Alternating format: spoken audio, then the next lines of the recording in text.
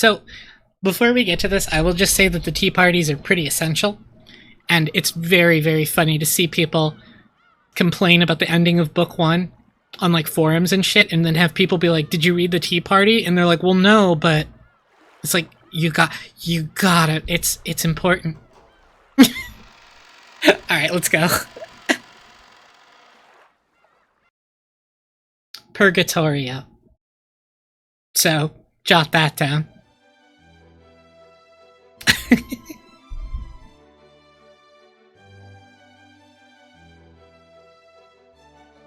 Hey everyone! Congrats on finishing Umineko no Nakokoro ni. Man, I still didn't have a clue what was going on when the story ended. So, just what happened? Was that basically the bad ending where time runs out before the culprit gets exposed? Ugh. Definitely a bad ending. Ugh. That's right. Beatrice's letter, which Maria-chan read on the first day, did tell us in advance to solve the riddle of the epitaph. Grandpa, calm down. It's here. Just wait. We were all so busy trying to protect ourselves and look for the culprit that we didn't even take a shot at it. That's right. If we had actually tried to solve the riddle, maybe things would have ended differently. Hey, Shannon. I wonder about that. Shannon-chan, you did a good job too. You don't have to be our waitress and serve tea. After all, this is a rap party. As a group of people who met a horrible fate, let's all get along and lick each other's wounds. Alright, Battler. Speaking of a horrible fate, Shannon beats the rest of us hands down, doesn't she?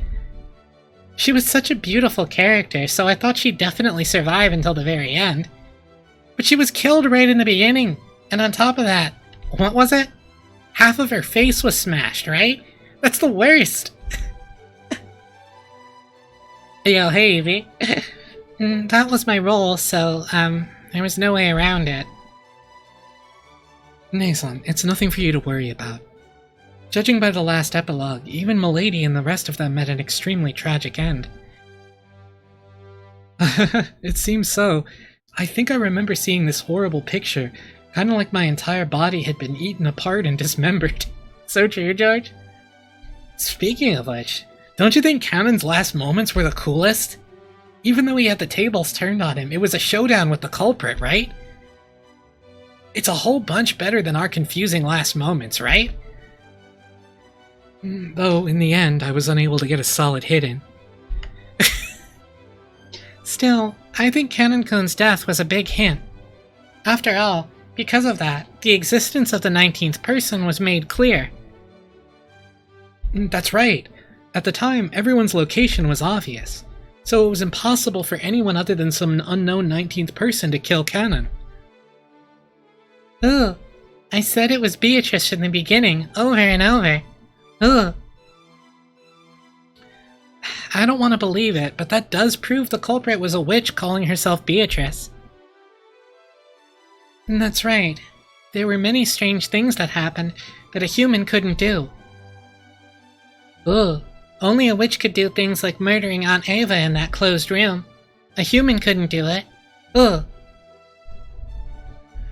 Not only is the existence of a 19th person clear, but it's also obvious that this person holds a power that humans can't even imagine.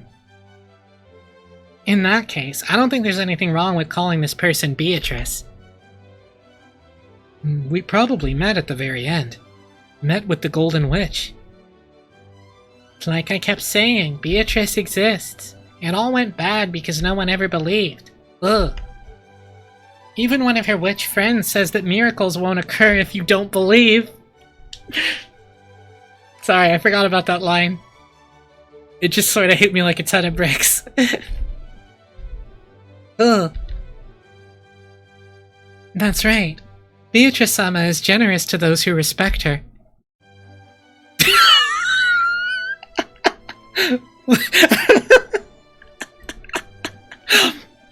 Watching my chair go through it right now. It seems to me that Maria-sama was never a target of Beatrice-sama's wrath up until the very end, despite the horrible crimes that occurred one after another. Well, Maria believed in Beatrice from the very beginning. But if that's the case, how do you explain why you and the rest were all killed? You guys believed in Beatrice just as much, right? Beatrice-sama probably had her reasons.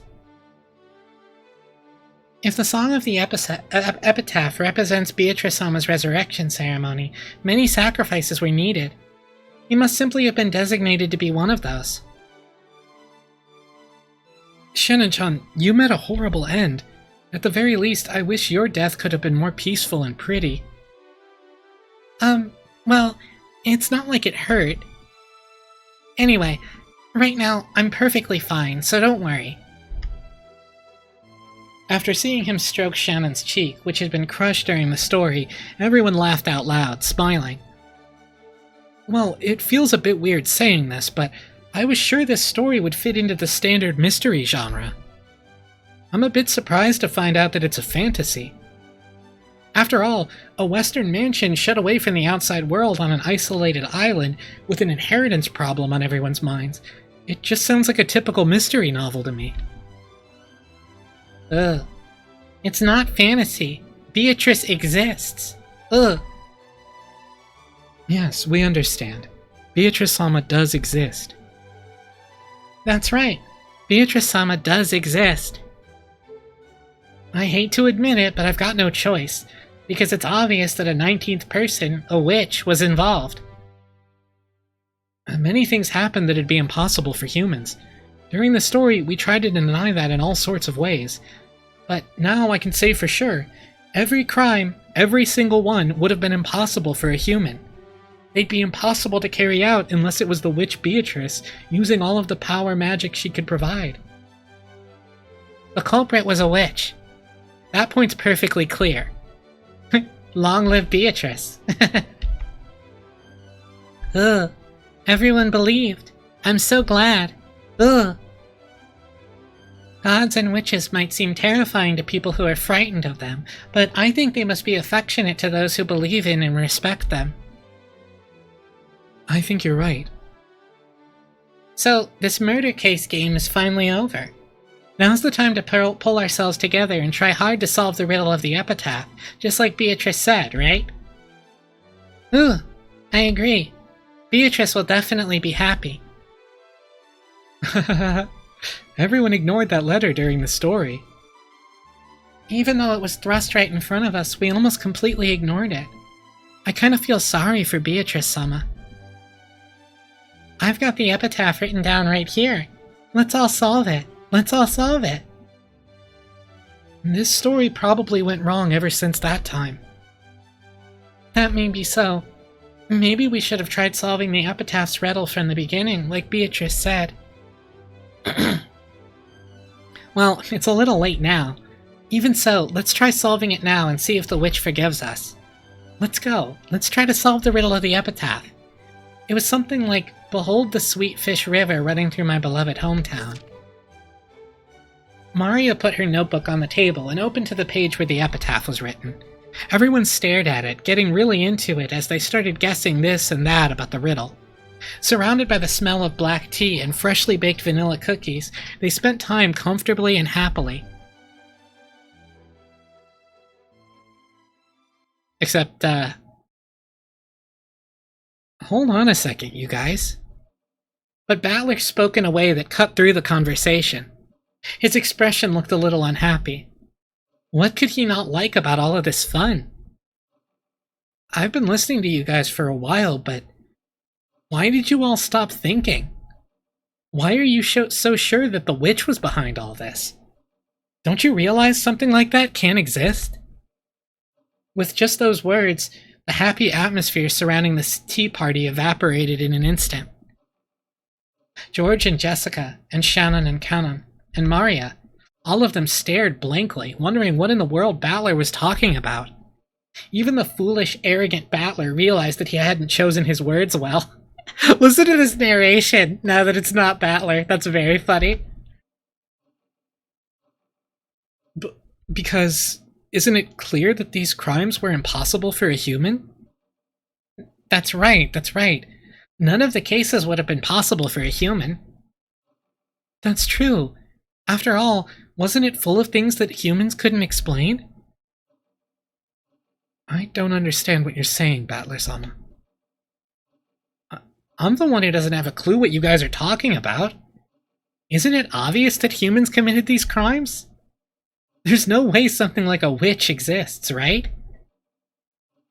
Then, what about when I was killed in the storehouse and something horrible was done to half of my face? If the culprit was human, how could they have accomplished it? Well, it's hard to imagine how they did something that awful. But that was the Rose Garden storehouse, right? I'm sure there were plenty of weird tools in there. Let's say they used some electrical tools like a grinder or an electric saw. That's...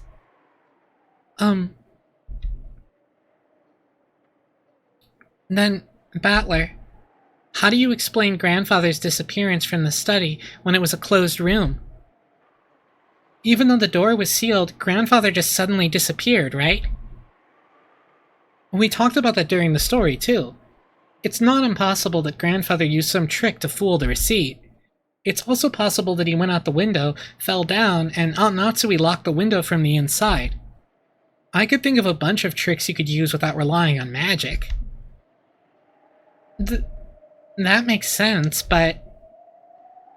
In that case, Battler-kun, how do you explain the way my parents were killed in the guest room? The door was sealed by the lock and the chain. Naturally, the window was sealed too. How do you think a human could have killed my parents? Well, we did have to leave that trick alone during the story. Anyway, there's at least a good chance the culprit had a key. And it was possible to look in through the crack of the door that the chain allowed. I know this is a stretch, but it's possible some device was used through that crack. Like maybe they stuck something through it. Well, even though a door chain is incredibly simple, it's a big factor in setting up a closed room. Still, there's probably some closed room trick they could have used. If you bought some closed room mystery novels from the bookstore, you could probably find some trick that'd fit perfectly. Anyway, I can't think of one now, but I claim that there's nothing humans can't do if they try hard enough. Isn't that argument just horribly irrational? It's just ridiculous to claim that it's possible for a human to do something, even though you can't explain how. Why is that ridiculous? Why did all of you stop thinking? Even something that looks impossible has to be doable. Doesn't it always work like that? Battler, you're the one being ridiculous.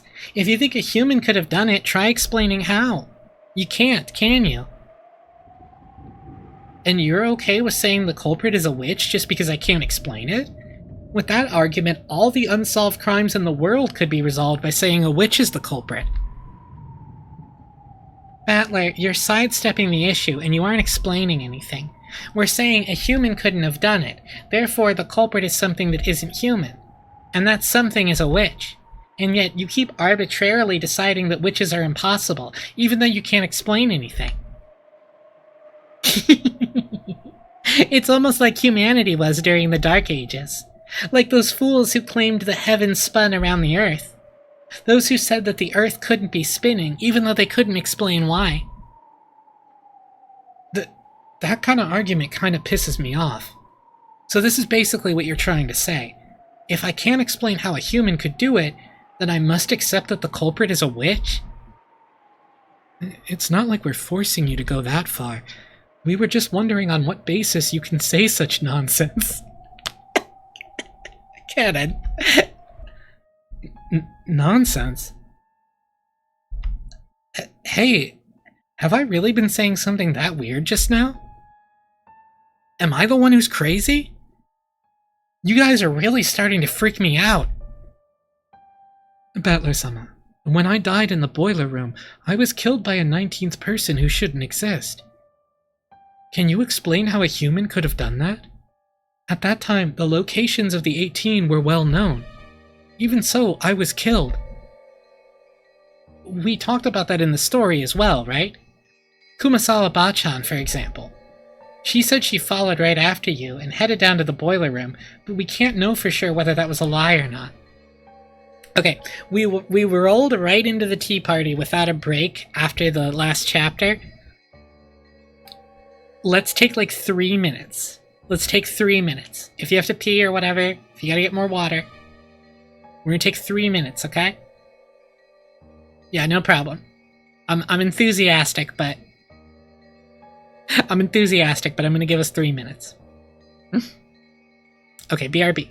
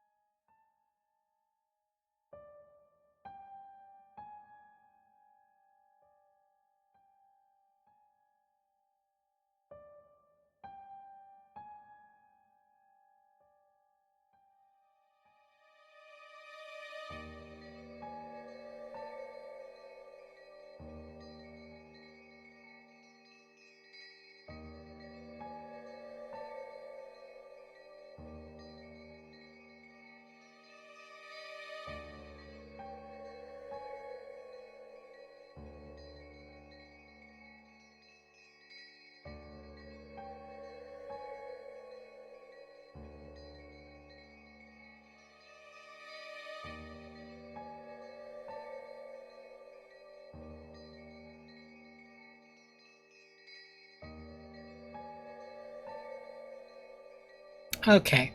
How we doing, everybody? Are we back? Are we all here? Hello. Hello, hi. We are so back. Okay. People are back.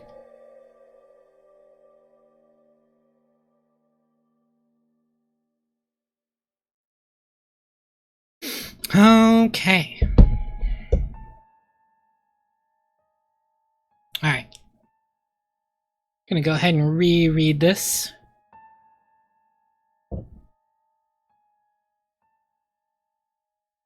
We talked about that in the story as well, right? Kumasawa Bachan, for example. She said she followed right after you. She said she followed right after you and headed down to the boiler room, but we can't know for sure whether that was a lie or not. For all we know, she might have entered the boiler room with you and caught you by surprise. Or maybe when you stepped into the boiler room, you activated some kind of trap, one that might have been set up to hit you with one of those ice picks. After all, the stink of Grandfather's body was coming from the incinerator. Someone was bound to go and check, so if the culprit just set up a trap beforehand, they could easily have stayed away from that place and used the time of Kanon-kun's death to create an alibi. You talk about a trap in the boiler room, but what kind of trap could that be? That's right. Following his death, everyone immediately ran over to the boiler room, but we didn't find any kind of weird device, did we? That is correct. Battler-sama, what kind of trap could I have been killed with? Well, I don't know that. But anyway, they must have used some kind of clever trap, or maybe someone's lying. Or, what about this? Kanon-kun, what if the whole thing was just you play acting? That's it, you were play acting. Aunt Ava and Uncle Hideyoshi were also play acting. They made the closed room themselves, and were only pretending to be dead. Battler, has your head been, feeling okay? Should I bring some cold drinks? Don't look at me with those pitying eyes. I'm not saying something crazy, right? I'm just pointing out some possibilities that you might find if you think of it all as a trick. No, that's not the line. It's from a later book that people dunk on him for. Look, isn't it a pretty classic trick in mystery stories to have one of the victims just be playing dead? A classic trick?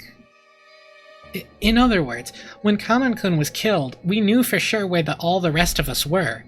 And let's assume that Kumasawa Bachan wasn't lying. But that's only counting the survivors. What if the culprit pretended to be dead and joined a group of real victims so we'd lose track of them, then acted on their own later? Everything would be explained. Huh? So, are you trying to say that Aunt Ava or one of the others was the culprit? But didn't Dr. Nanjo confirm all of their deaths as a doctor? That's right.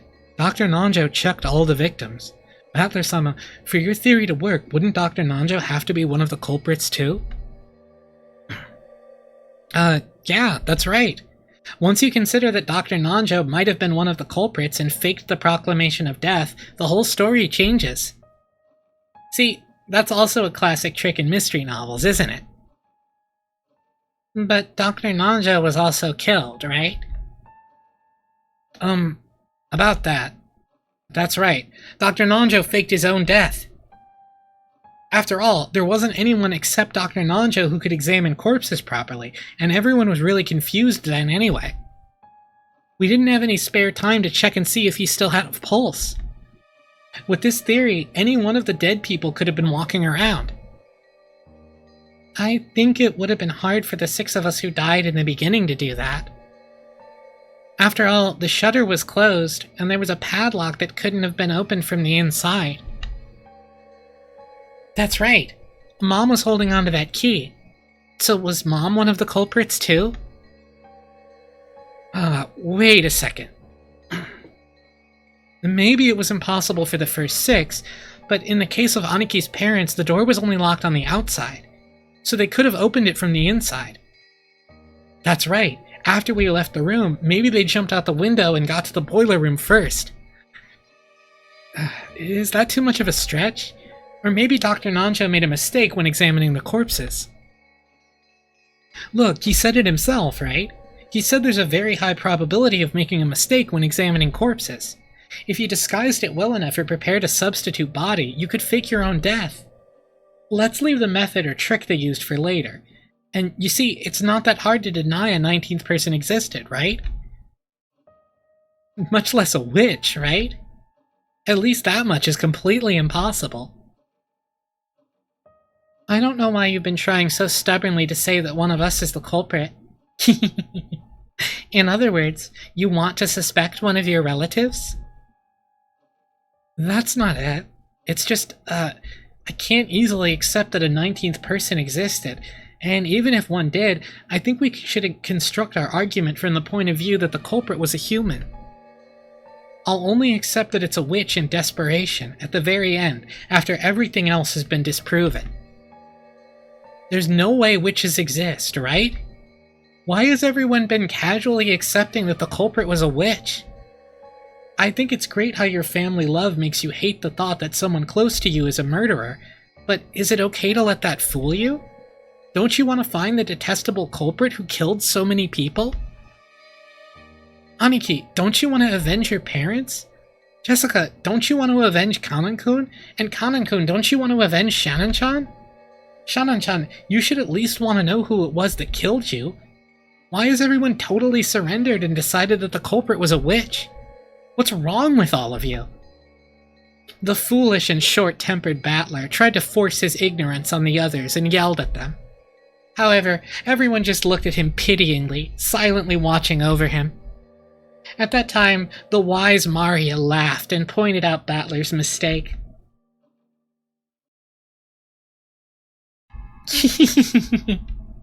I'm shocked. All I see is you repeating this nonsense, thinking that you figured something out, Battler. So, what's next? How would a human do it? In practical terms, I mean. I imagine you'll say, I just can't think of anything now, or with some kind of device, using abstract words to run away and evade the topic. What I really want to know, Battler, is this. Why don't you believe in Beatrice? She exists, so why don't you believe? Because she doesn't exist. Witches don't exist. There's no way. It was almost like a spoiled child who just doesn't want to accept something. The pitying gazes quietly closed in around Battler, but they didn't reach his stubborn heart. You realize that you're acting just like a spoiled brat throwing a tantrum, right? Battler-sama, I understand your feelings, but... Beatrice does exist.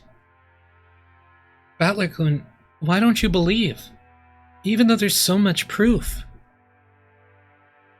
I don't accept the argument that the witch must have been behind everything just because I can't explain it.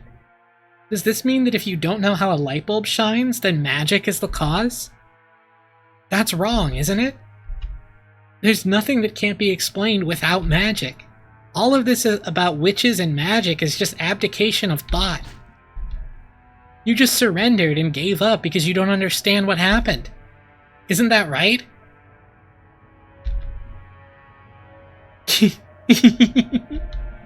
Well, unsurprisingly, it looks like you alone won't believe no matter what, Battler.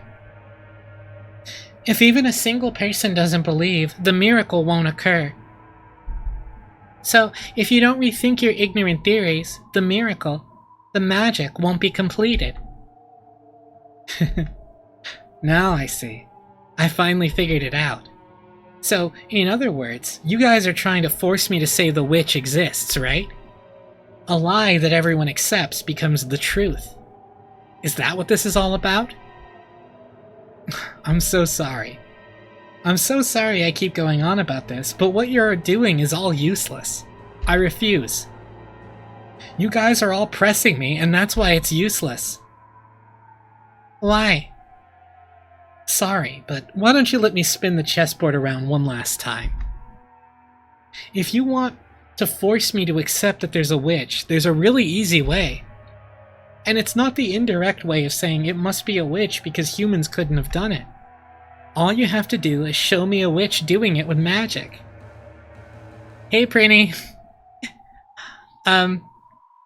We finished book 1, and we are now in the all-cast review party that has taken a turn.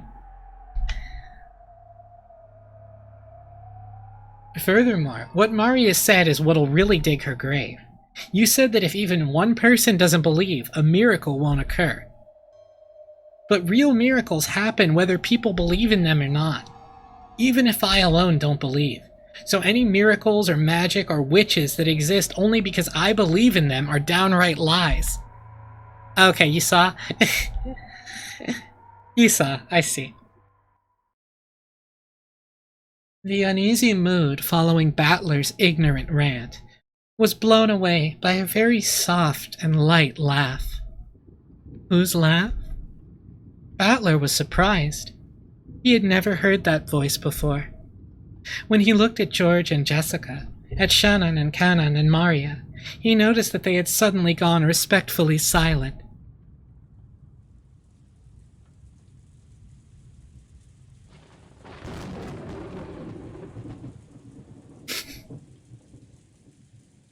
Beatrice. How amusing. I haven't met such a charming human for quite some time.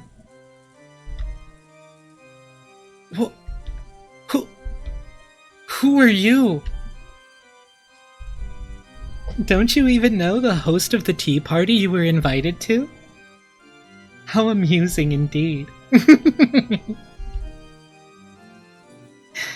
This is Beatrice-sama, the Golden Witch who has lived for 1,000 years.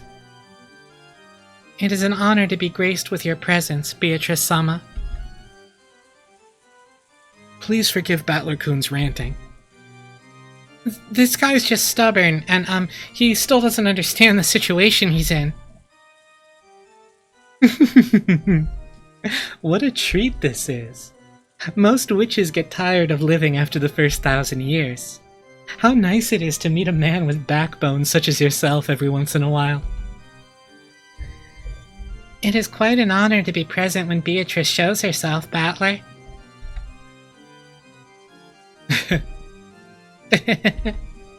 How astonishing. Are you really that desperate to make me believe that a witch, that a 19th person is the culprit? This is starting to get interesting. And it's all useless. You must be the illusion that Maria and the others call the witch Beatrice. And you'll only be allowed to exist if everyone believes it. You have that kind of half-existence, right? That's why you want to make me believe, too. You can't exist because I alone don't believe in you. Isn't that right? It's so good, Evie. I love it. It's so good. The thing that was the non-canon all-cast review party in the other game is fucking... Your powers of comprehension aren't bad for a mere commoner who knows nothing of magic. Yes, it seems you were born with a strong magic-resisting power. You're a natural enemy of us witches. No matter how much we turn your world upside down, you never believe in us. Therefore, the magic won't succeed. I accept that attitude of yours. I've got no clue what you're saying. It's very kind of you to go through all the trouble of showing yourself to us, but I don't believe you exist in the slightest. It's true that many strange things happened during those 2 days. Like Maria said earlier, even though I think all the tricks could be explained, I still can't lay out the practical details of each one. However, that doesn't mean I'll surrender. I'm different from the rest of them, got it? I'll never accept that it was the work of a witch just because I can't explain it. This keeps getting more amusing. Making you surrender will be worth my while. You're just the kind of man I'd like to force into praising my name. I'd love to try making a man like you kiss my toes. So Beatrice is like my favorite character that's ever been in anything ever. Yeah, so... If you want to talk nonsense, talk all you want. I deny you exist. All of the events can be explained with human tricks. There's no room for even a speck of magic or witches. She's the best! Wonderful! What a perfect way to divert oneself from 1,000 years of boredom. Then let me ask you. A short while ago, you said that using the crack in the door would be sufficient to kill Ava and Hideyoshi, right? Explain how they could have been killed using some human trick. Suddenly jumping right into the toughest part, are you? Does that mean this is the trick you're proudest of, Miss Real Culprit? With a shake of her golden pipe, gentle, multicolored smoke trailed out of the end. The smoke quickly obscured their surroundings, and they were suddenly in the hallway of the mansion.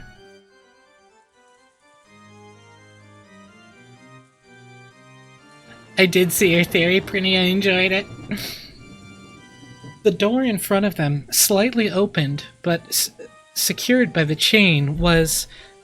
That's right, it's the door to the room where Ava and Hideyoshi were killed. Nice trick.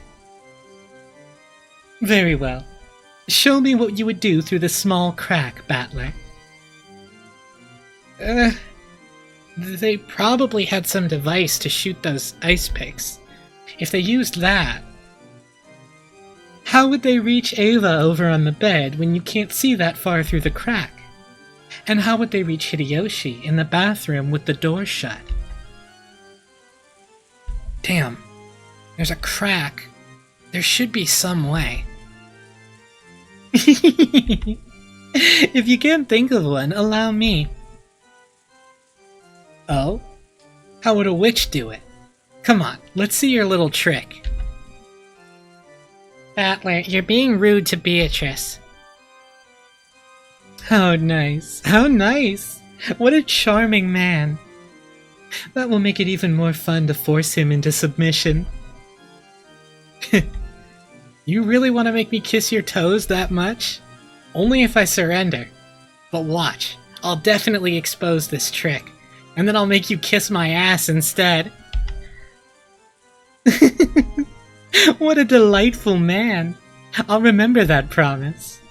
Weak witches kiss the behinds of demons to gain power, because there's no more humiliating oath.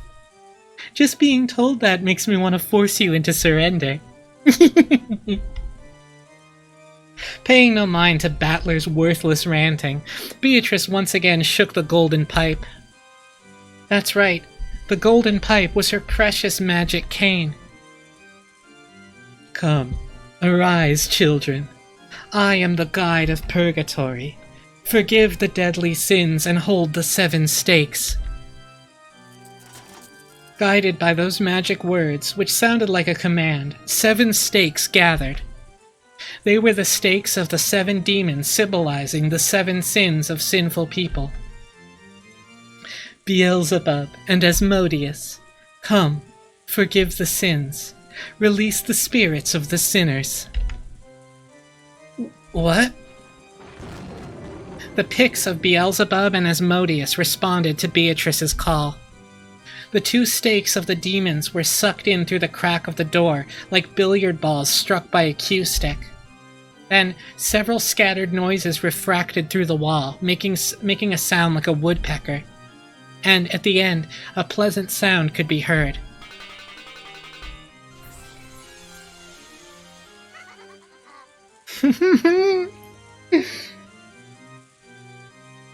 It was a small, satisfying sound, like the one heard when someone is chopping firewood and the falling axe neatly and easily slices through the wood. It was the sound of the 2 picks burying themselves deep into Ava and Hideyoshi's foreheads. Right down the middle. Wanna see? There it is. Ah ha ha ha, that was. They definitely heard 2 sounds like a pair of foreheads being split open. Battler wasn't permitted to see it since he was on the other side of the door.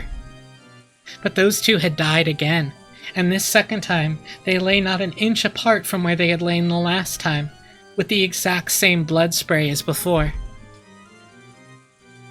You moron! That's insane! You think you could just kill them like that? I can kill them. I can kill them just like this.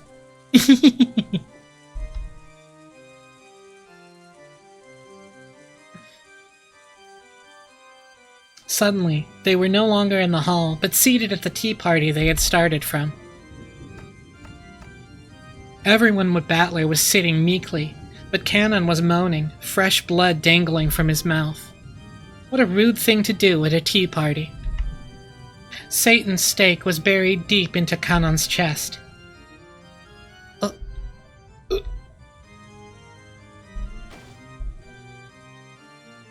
Cannon-kun! Cannon-kun!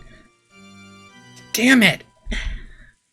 Battler was the only one getting agitated. George, Jessica, Shannon, everyone else was meekly hanging their heads like students being yelled at by their teacher. Cannon was captivated by a trifling anger and tried to disturb my banquet. Being easily captivated by anger is your deadly sin. Cleanse yourself, repent, and do it over.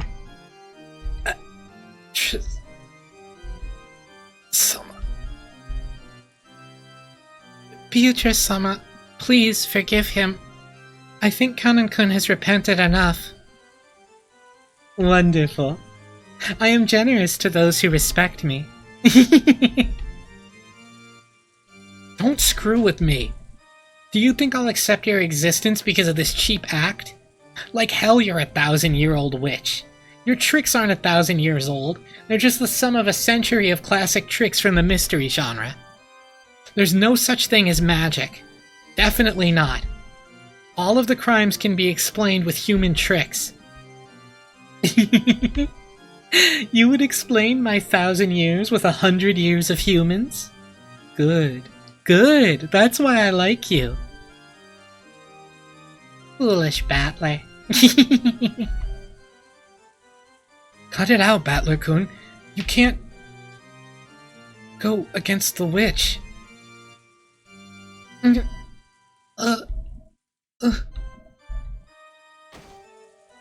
Shannon started moaning, holding her cheek. Maybe she had a toothache. But apparently it wasn't a toothache after all. A slight redness spread across the cheek Shannon was holding. It looked like that redness was causing Shannon unbearable pain. Her fingers were pressing in against her cheek, and drops of sweat appeared all over her body. Shannon! Shannon! Hang in there! Hang in there! What's going on? Damn it, what the hell is that red stuff? It expanded rapidly, covering half of Shannon's face. Then, the stupid dunce Battler finally realized. Please, Battler-kun, please believe in Beatrice. I beg you. Because you won't believe. Because you won't believe. The magic is dissolving. For the first time in his life, Battler heard that sound, like a pomegranate splitting. The red spray even landed on Battler's face. Poor Shannon's face had been split in half. Her last horrible moments in that storehouse were repeated once again. Ugh! Shannon! Shannon! Damn it! Damn it! Stop it! Stop it! Stop it! Don't humiliate the dead! Don't humiliate the dead! George makes some noises. I'm not gonna try to do those letters. This time, the redness spread across George's entire body. It was like the beautiful cloud drawn by milk when it's poured into black tea. It spread out and extended across his entire body. As it did, it seemed to give George increasingly greater pain. Looking at this bizarre spectacle, Battler was petrified as he frantically thought with his pitifully clumsy imagination about the nature of this strange death George and the rest were experiencing. Eventually, that redness reached the nearby Jessica as well.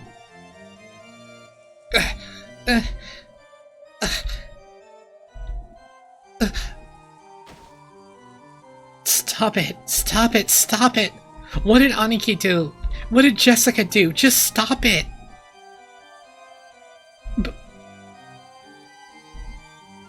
Battler...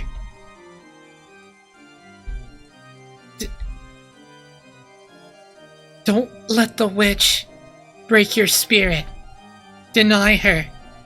Erase her. As long as at least one person denies her. She's an illusion that can't exist. Are you okay, Jessica? Aniki! George was no longer recognizable as a human. He looked like a pile of leftover meat after the good, delicious meal had been scraped off to be cooked. The only thing that even resembled a human was the shape of his lower jaw and rib cage. And it was clear that Jessica, who was covered with a steadily strengthening redness, was approaching the same fate. Ugh. Battler, quickly, believe in Beatrice. If you don't, everyone's magic will dissolve. Maria, it's all over your body, too. I revive all the dead with my magic. But as long as you don't believe, that magic will hold no true power. But I'm sure that a man like yourself won't surrender to something like this, right? Battler, we didn't want to doubt our friends. We refused to face reality and gave in to the witch. But Battler, you won't give in to the witch.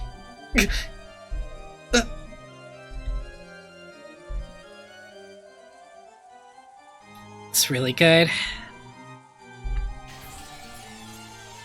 Jessica! Jessica! Poor Jessica met the same end. Just like George, she ended up like a butcher's leftovers. George and Jessica were now so destroyed, melted, and mixed up, it was impossible to tell them apart. Battler, don't cry. Beatrice will restore the dead over and over, so there's nothing to be sad about. So, even if we die, we're still just fine. The redness began eating into the whole of Maria's body. The foolish battler watched and screamed.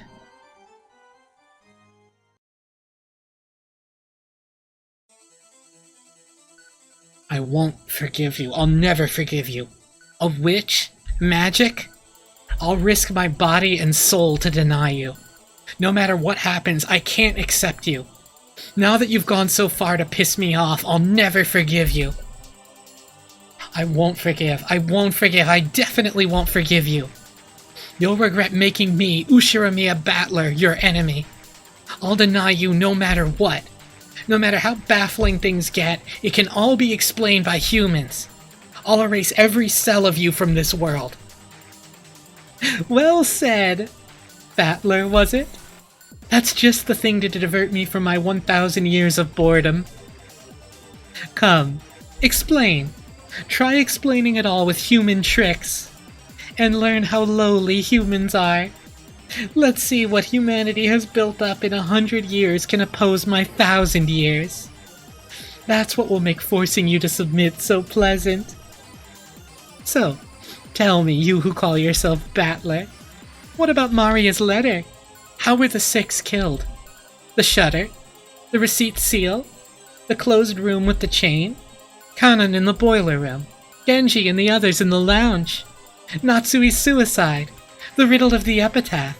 The location of the hidden gold? Yes, Battler. Why don't you show me the power of humans? Oh, Prison Strip goes. This is a good song.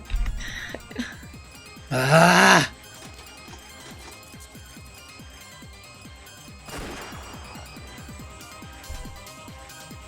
So there's the actual ending of Book 1.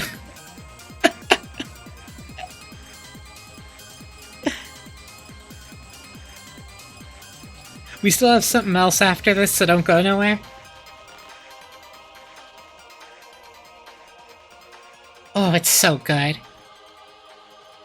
And now, the battle between Battler and Beatrice begins. Battler is voiced by Daisuke Ono? He is!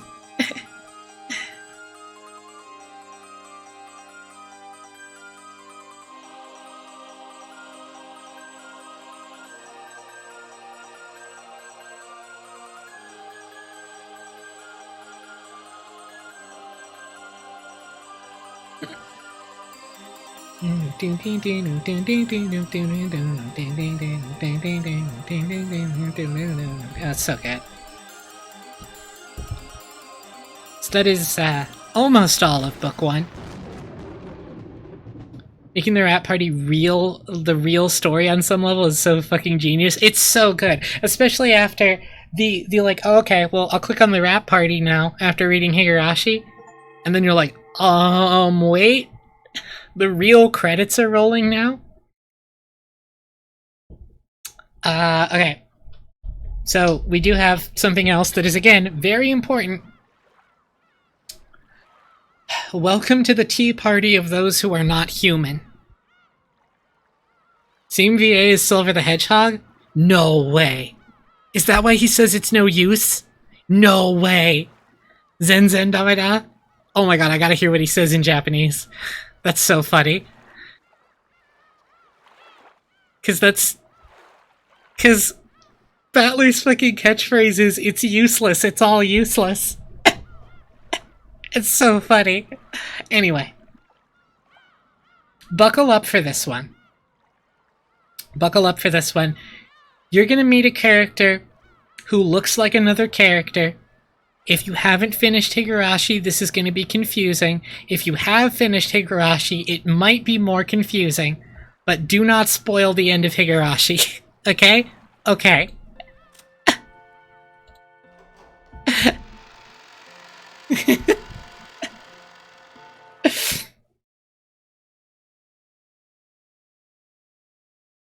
We're doing it.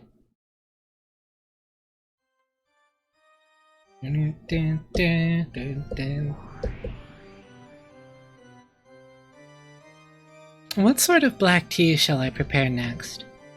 Allow me to display every refined tea that ever was and ever shall be.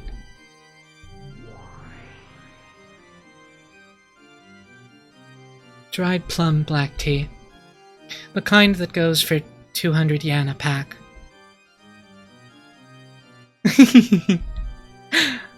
For 1,000 years I have been fond of black tea, but I did not know of such a thing. I will never tire of living in this world. Beto, you don't have to display such hostility. I am just a wandering witch. I didn't come with the intention of violating the rules of your territory. Hostility? I bear nothing of the sort. I am just terribly concerned with seeing to it that the legendary witch, Lady Berncastel, is well attended to. You misunderstand. I am powerless. Before a witch such as you, who possesses the dreadful power to kill an individual 100 times, I am completely powerless. That a powerless lady witch like you possess a power that none can approach is what is truly terrifying. After all, that great witch, Lady Lambda Delta, was dethroned by you alone.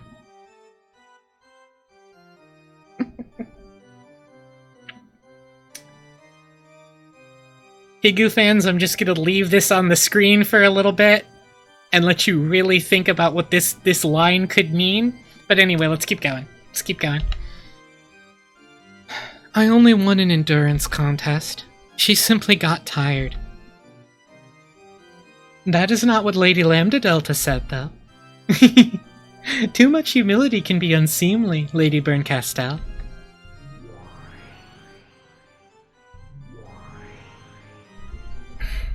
That girl has a dreadful power. The power to kill an individual without fail. However, without fail doesn't exist in this world. No matter how many times you divide 1, you can never reach 0. That girl has the power to bring the odds of failure down to almost exactly 0. The power to give rise to almost perfect certainty.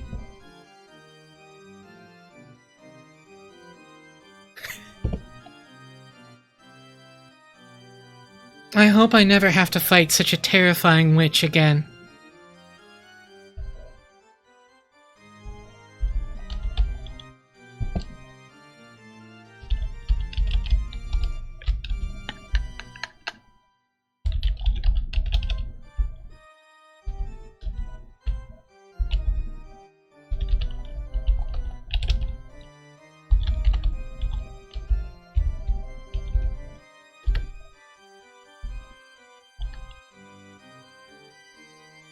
We might need to. Lily, can you unban him?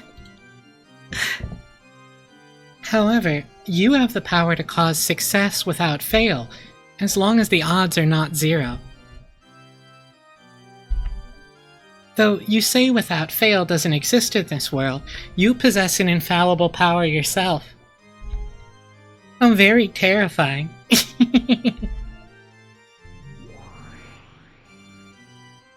The power to kill an individual endlessly.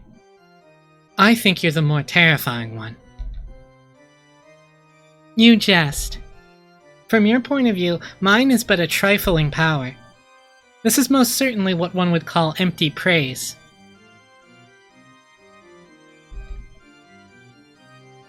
Call it flattery to make up for the cost of staying here. I am a fleeing traveler who crosses the fragments, continually running from boredom. I simply came around because I heard you'd started something interesting. Have no doubts that I will choose to leave as soon as you are no longer interesting.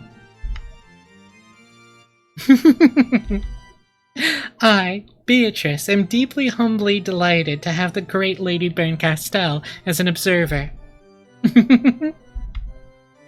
And so, your impressions? Lambda Delta is terrifying because of her cruelty, but... oh shit, that's a good point. Hi!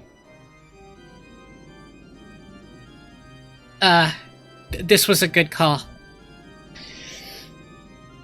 Beatrice, the Golden Witch, who has lived for 1,000 years.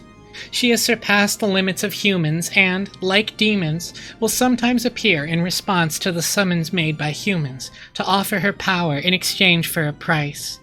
She likes black tea and ice cream. She hates boredom and people who deny her existence. It's a good dress.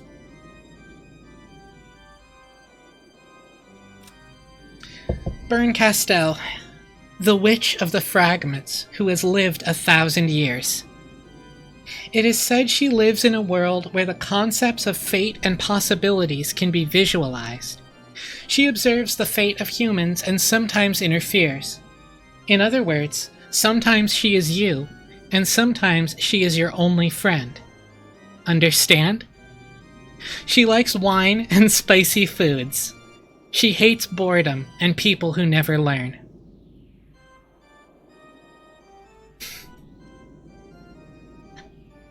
Yeah, Berncastel does have a cat tail. It's good. It's good. It's a good character. It's a good character.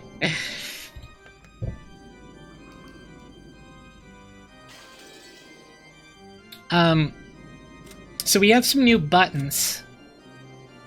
Got this good old-fashioned execute button. What a useless dream, to try and kill me despite being a mere human. Fire your bullets, and they will merely reflect back towards you like off a mirror. However, there does exist just one way to kill me. You hold that method in the palm of your hand, though I doubt one as mediocre as you could ever pull it off.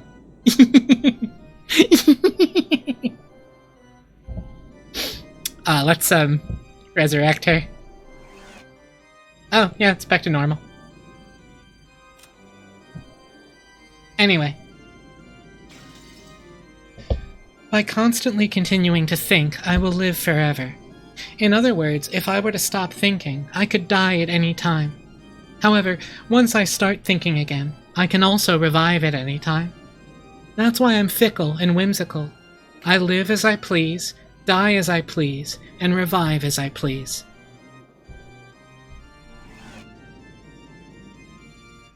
Cool. She is looking at the camera. Anyway. Lambda Delta is terrifying because of her cruelty, but she's a girl I can understand. You do seem to be capable of affection, but I can't understand you at all. That makes you much more terrifying than her.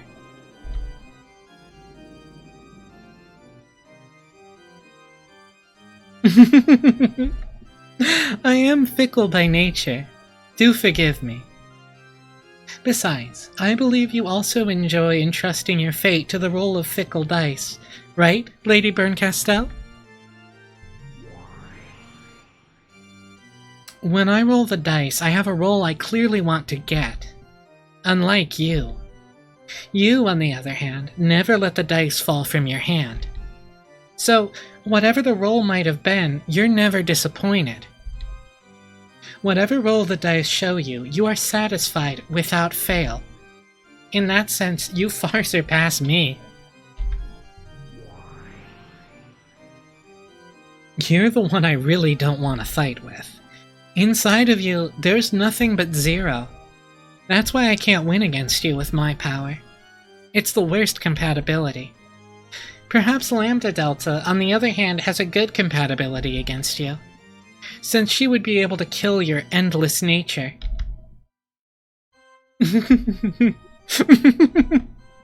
Oh, yes. Witches truly are the best people to enjoy black tea with. One doesn't get bored. Then, I'm relieved. Boredom is the only poison that can kill me. So, don't kill me, okay? Lady Beatrice, Endless Witch. If such is your wish, I, Beatrice, shall show you an even better time. In that case, wouldn't it be best if I brought the next chessboard in right away? It seems the next tale would do more for you than another cup of black tea. Just wait a moment.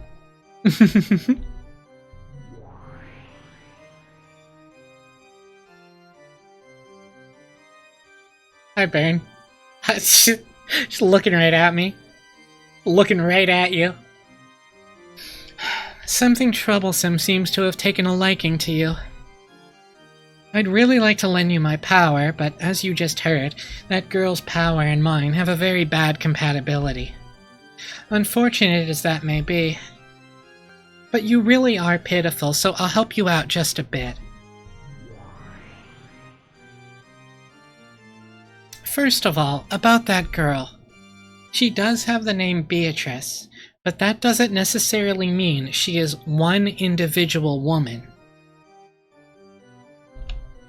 Get what I mean? In other words, she's not some human. Her existence is a personification of the rules of this world. To beat her, you have to expose the rules of this world and unravel them. Perhaps this can be likened to learning the rules of chess by watching a game. First, take a good look at the chessboard. Then, learn the movements and roles of the pieces. Then, look for the conditions required to win at her game. When you've managed to reveal all these things, her heart will be exposed. After that, you can rip it apart or crush it as you please.